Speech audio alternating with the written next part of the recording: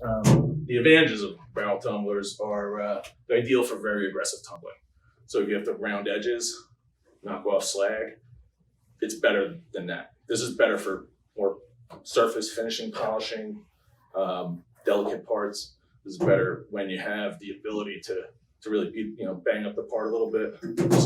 It's more effective with the action in there. And this you can actually adjust the action a few different ways. You can lower your media, lower your water, speed it up, and that'll all give you different finishes. That's part of the art of figuring out what your process is.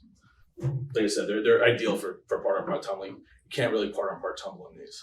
It's not effective or efficient. You tear up the lining. So barrel tumbling can also be done wet or dry. So we're gonna go into that. So typically it's a wet process. You put in your tumbling media, your water, your compound, your parts, and you go to town. There's huge benefits to that. Sometimes you can't use water. You have to do it what's called dry finishing. So that's where some of this other stuff comes into play, the wood pegs, creams, abrasive grits, stuff like that. So we'll go into more of that later.